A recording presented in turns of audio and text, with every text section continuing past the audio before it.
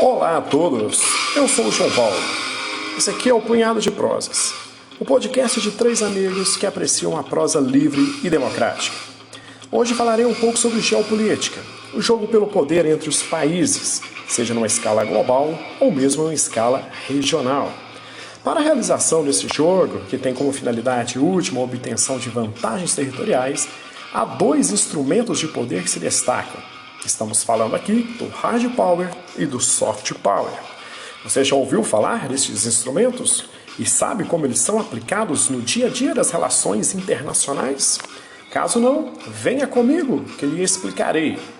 Antes de mais nada, para o entendimento adequado do que são esses dois conceitos, é importante aqui considerar que uma potência, seja ela regional como o Brasil ou global como os Estados Unidos, precisam invariavelmente ampliar de forma permanente as suas áreas de influência, ou seja, precisam fazer com que cada vez mais países aceitem a sua pax, aceitem, serem dominados de alguma maneira por essas potências. Quando falamos aqui dominado, não necessariamente por um exército destes países ou por um governo fantoche controlado por estes países, mas pelo menos que estes países sob a influência que permitam acesso vantajosos aos recursos naturais, sejam eles estratégicos ou raros, e principalmente aos mercados, ou seja, que o produto norte-americano tem uma certa facilidade para entrar no país A que os produtos, digamos, da China não tenham. Então,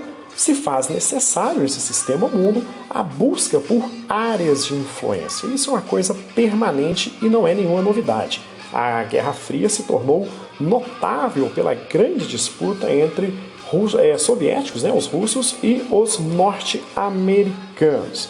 Bom, por hard power devemos entender aqui a força pesada, o poder bruto que esses países possuem.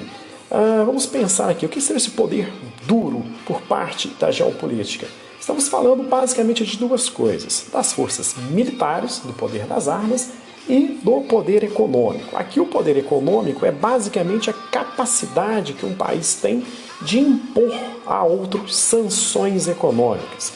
Então, é comum aí ouvirmos noticiários que países como Venezuela, Cuba, Síria e mesmo a Rússia sofrem sanções econômicas por parte dos Estados Unidos e mesmo da União Europeia.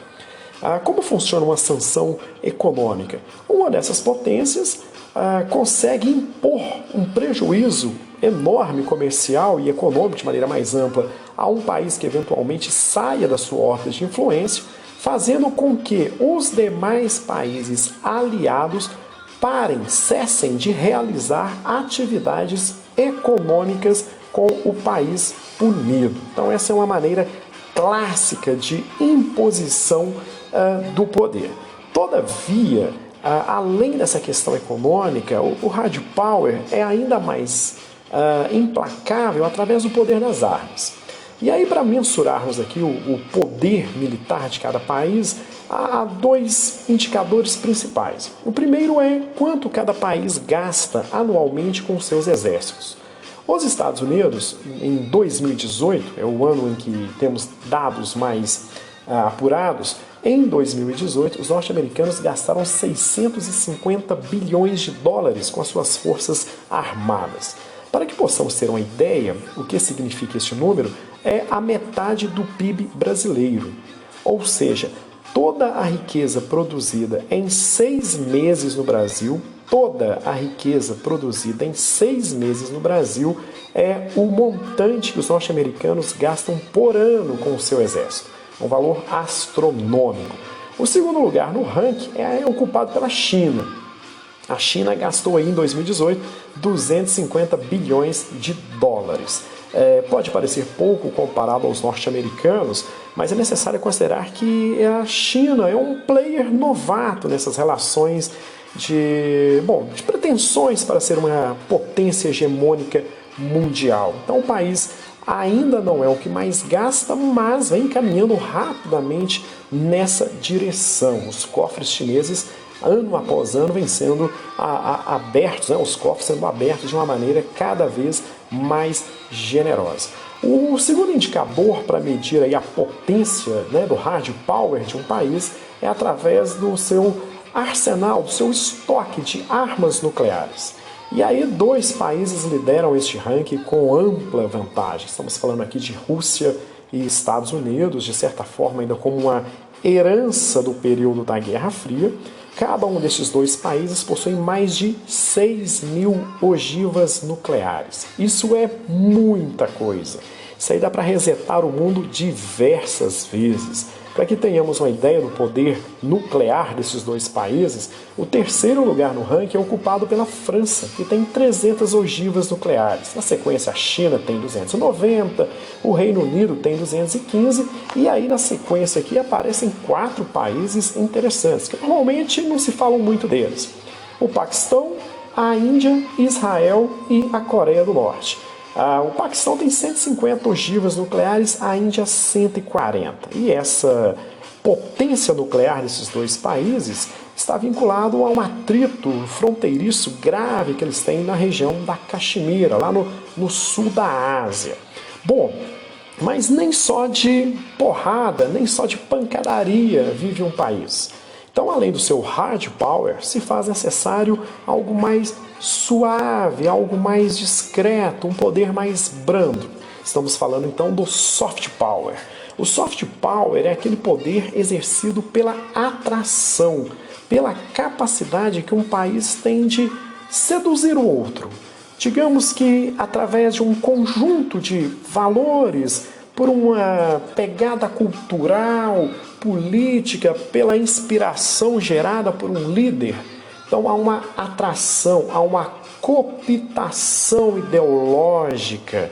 Então veja, são aqueles instrumentos de poder que geram uma dominação suave, do qual o outro sequer reage, muito pelo contrário, absorve e deseja o poder vindo de fora.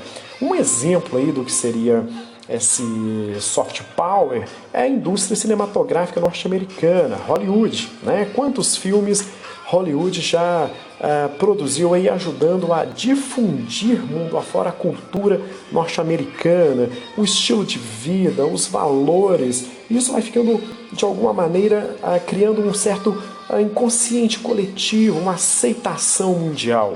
Né? Sempre o vilão, um russo, um chinês, um norte-coreano, e sempre é um mocinho, né, nos filmes de ação norte-americano para salvar o mundo no final da história. Além de Hollywood, podemos pensar aqui na música pop norte-americana, que também é outra difusora, uma forte difusora de valores da cultura yankee pelo mundo. Isso sem falar em instituições acadêmicas, algumas das mais renomadas do mundo, sempre localizadas em alguma grande potência, seja os Estados Unidos, o Reino Unido, enfim. Então gera toda essa capacidade de convencimento. A própria história, né? A França, que em 2019 liderava o ranking mundial do soft power, a questão do iluminismo, né, as ideias iluministas e depois a própria Revolução Francesa, que criaram até hoje, né, toda uma herança cultural, um conjunto de valores que de alguma maneira ainda conseguem se impor, né, aí, no mundo ocidental e até mesmo no mundo oriental. Essa questão do soft power é tão interessante que existe uma instituição norte-americana que produz anualmente um ranking. Isso mesmo, existe um ranqueamento para medir o soft power. Quem tiver interessado em depois fazer uma pesquisa detalhada, o site é o softpower30.com. softpower30.com. E lá encontramos todos os anos, desde 2015, um ranqueamento dos países com o maior soft power. Nos últimos 2 anos, deu França como o país que tem o maior poder leve, né, suave, a dominação pela cooptação sem maiores resistências. O Reino Unido vem em segundo, a Alemanha em terceiro, a Suécia em quarto, os norte-americanos apenas em quinto. Os norte-americanos, por um bom tempo, lideraram o ranking de soft power. Mas desde que Trump chegou ao poder, o país vem perdendo espaço nesse ranking. Há um entendimento por parte de analistas políticos internacionais de que o governo anterior, né, o governo do Obama, ele era mais inspirador. e essa liderança que gerava inspiração, uma liderança carismática, era mais capaz de convencer o mundo da importância norte-americana, do poder norte-americano, do que o atual governo, o governo, né, de Trump. Quanto ao Brasil, o Brasil ocupa uma posição intermediária. Na verdade, intermediária é muito boa vontade. É uma posição um pouco mais em direção ao final do ranking. Essa instituição calcula o soft power de 30 países. Em 2019, o Brasil ocupou a 26ª colocação. A melhor posição do Brasil foi um 22º. A favor do Brasil pesa aí a cultura, a diversidade étnica, mesmo a música, né, a bossa nova, o próprio futebol é considerado um embaixador poderoso do soft power brasileiro. Porém, nos últimos anos, o país vem causando aí algumas polêmicas no campo político e vem perdendo posições aí no soft power. Então, hoje somos o 26º. Provavelmente em 2020, quando esse final do ano este ranking for apurado, devemos recuar mais algumas posições. A China é um país que é muito carente em soft power. Para que tenhamos uma ideia, no último ano eles ficaram na 27ª colocação, uma posição atrás do Brasil. Contra os chineses pesa muito aí a questão da ditadura, da violação aos direitos humanos, que é uma questão muito grave na China. E o país tenta reverter isso, né? Tentando aproveitar esse cenário da pandemia da Covid-19, o país tem tentado fazer o que vem sendo chamado da geopolítica das máscaras. Então, assim que a pandemia se tornou um problema global, o governo chinês mandou para o mundo máscaras e outros equipamentos básicos de segurança, além de além de equipes médicas inteiras para a Itália e outros países na tentativa de criar uma imagem mais positiva para, né, o país asiático. Alguém poderia perguntar o seguinte: soft power realmente gera poder a um país? Bom, há um entendimento que ele sozinho não, mas ele devidamente combinado com o hard power gera aquilo que é chamado do smart power. Esse poder inteligente, essa combinação ideal aí, faria com que uma potência, seja ela, né, global ou regional, consiga mais facilmente estender a sua dominação sobre os países próximos ou mesmo em escala internacional. É bom considerar o seguinte: pense um exemplo hipotético aqui para darmos o devido peso ao soft power. Considere que o Estado brasileiro, né, que o governo brasileiro permitirá que bases russas ou chinesas, bases militares e científicas sejam instaladas na Amazônia. Dá para imaginar o tamanho da indignação popular que isso iria gerar? Bases russas e chinesas no meio da floresta amazônica. Certamente geraria uma indignação considerável. Agora substitua russos e chineses por neozelandeses ou noruegueses. Concordam que o impacto a resistência seria bem menor? É disso que estamos falando. Soft power, ele abre caminhos, ele permite que um país aproxime-se em maior resistência de outros para assim exercer o seu poder. Caso em algum momento a coisa saia do controle, aí pode ser acionado os instrumentos do hard power. Ok? Bom, então é isso. A ideia de hoje era levar aí esse debate sobre a geopolítica mundial, essas ideias da geopolítica mundial, e o objetivo aqui é sempre ampliar, né, as possibilidades de leitura do mundo. Então todos aqueles que me ouviram hoje, eu espero que nas próximas reportagens ou notícias do mundo da geopolítica tenham aí mais alguns instrumentos para analisar o que vem ocorrendo no mundo.